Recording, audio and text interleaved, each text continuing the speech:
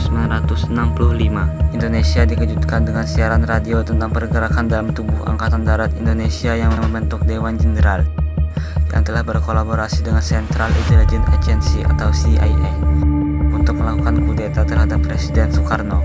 Untuk menindaki upaya tersebut, Gerakan 30 September atau G30S yang dipimpin oleh Letnan Kolonel Untung telah mematahkan upaya tersebut dan menetapkan Dewan Resolusi Masyarakat untuk menjalankan pemerintahan di Indonesia.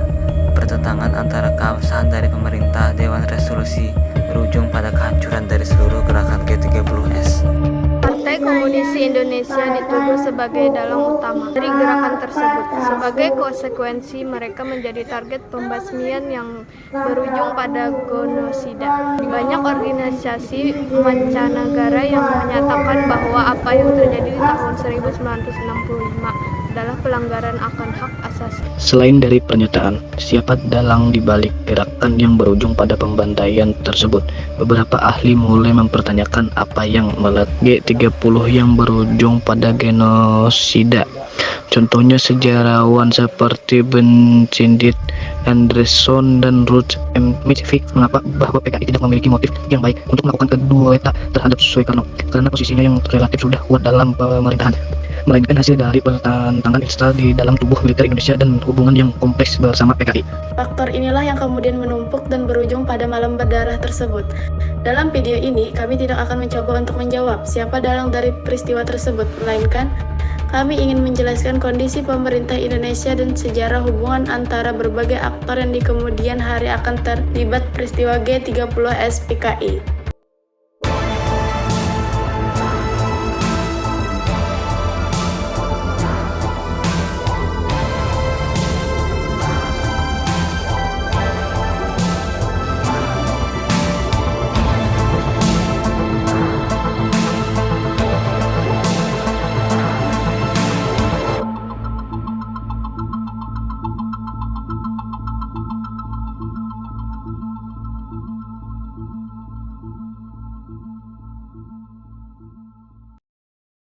Sebelum peristiwa G30S PKI, ada hubungan yang kompleks di antara tiga aktor utama, yakni Angkatan Bersenjata Indonesia, Partai Komunis Indonesia, dan Presiden Soekarno. Soekarno mendeklarasikan kemerdekaan Indonesia pada tahun 1945 dan kemudian secara resmi dilantik menjadi presiden. Setelah itu, Indonesia harus menghadapi berbagai agresi militer dan situasi perang dingin yang dimana praktek perang proksi menjadi kian semarak. Maka dari itu, Soekarno memerlukan alat negara yang dapat digunakan untuk operasi militer yang dapat dimobilisasi dengan cepat. Sebagai orator yang ulung dan pemimpin yang berkarisma, Soekarno mampu menggalang dukungan dari berbagai masyarakat untuk mengambil bagian dalam mempertahankan negara. Hanya saja, militer Indonesia kala waktu itu masih terbagi menjadi beberapa macam. Harold Crouch dalam bukunya Military and Politics in Indonesia menjabarkan tiga macam militer di Indonesia pada kala itu.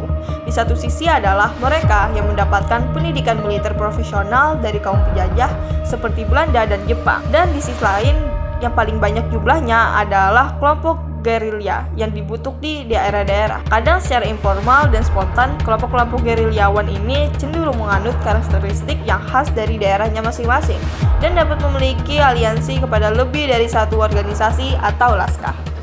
Karena keberagaman dalam tubuh militer di Indonesia, baik dari keberagaman latar belakang dan kurangnya persatuan ideologi yang kuat, konflik antara institusi, bahkan di dalam militer sekalipun kerap terjadi selama sejarah Indonesia. Pada tanggal 3 Juli 1946, beberapa perwira menculik Sultan Syahrir yang dianggap terlalu mengalah terhadap Belanda.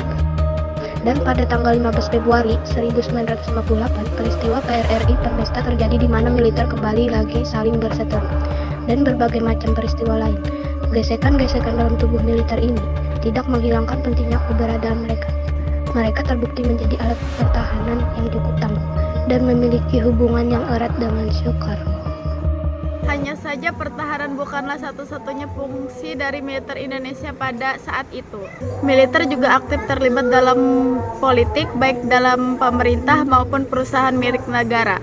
Prinsip ini dinamakan sebagai jalan tengah, di mana militer tidak akan mengambil alih seluruh plot politik Indonesia, tetapi juga tidak akan terlalu aktif. Menurut Hortcott, hal ini mungkin karena lemahnya pemerintah parlementer di Indonesia dan ketidakstabilan politik. Hubungan antara Soekarno dan militer semakin menguat pada periode demokrasi terpimpin. Namun, Soekarno juga mewaspadai untuk tidak terlalu tergantung pada kekuatan militer, karena kedudukan militer yang terlalu kuat dalam politik dapat berujung pada mengurangnya pengaruh dari Soekarno. Soekarno harus memiliki faksi lain yang setia pada dirinya, yang dapat menyeimbangkan pengaruh militer, dan aktor tersebut adalah Partai Komunis Indonesia.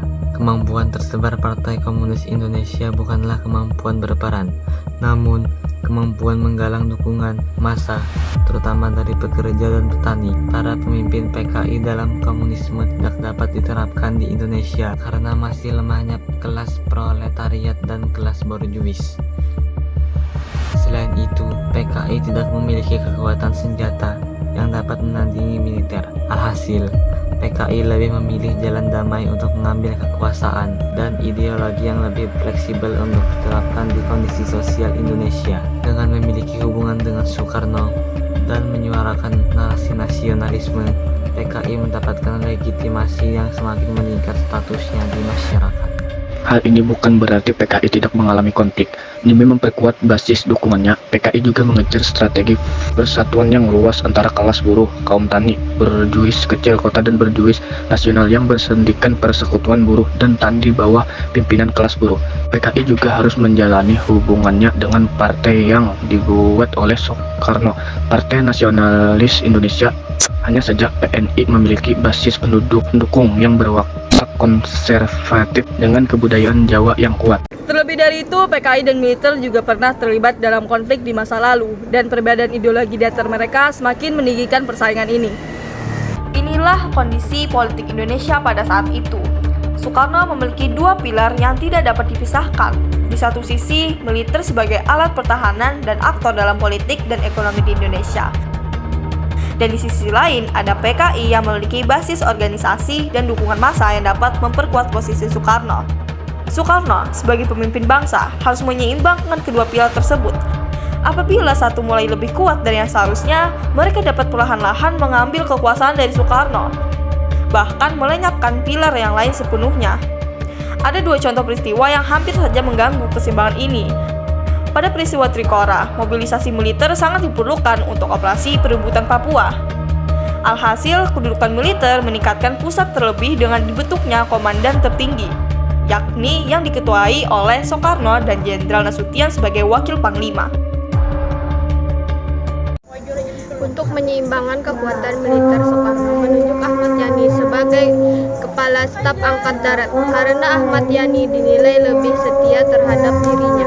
Selain itu, dia mulai menghilangkan hukum darurat militer seperti pada saat kejadian Trikora.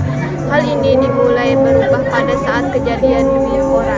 Kali ini, posisi PKI lebih meleset dengan naris anti-imperialisme berat dan mengarahkan masyarakat untuk menasionalisasikan perusahaan-perusahaan asing. Meskipun demikian, PKI masih memiliki posisi yang tidak sekuat militer dalam hal persenjataan dan masih sangat bergantung dari perlindungan Soekarno. Ketika kesehatan Soekarno semakin jatuh, PKI semakin khawatir bahwa tanpa Soekarno, militer Indonesia dapat mengambil alih pemerintahan. Dalam rangka mengantisipasi hal tersebut, PKI membentuk trio khusus yang diketahui oleh Sejam untuk mengevaluasi informasi mengenai gerak-gerik militer yang berhubungan dengan PKI dan menarik simpati tentara Indonesia pada teori Marxisme dan komunisme. Selain itu, PKI juga menyarankan membentuk angkatan kelima yang akan terdiri dari pasukan kerja dan petani yang dipersenjatai untuk membantu operasi militer.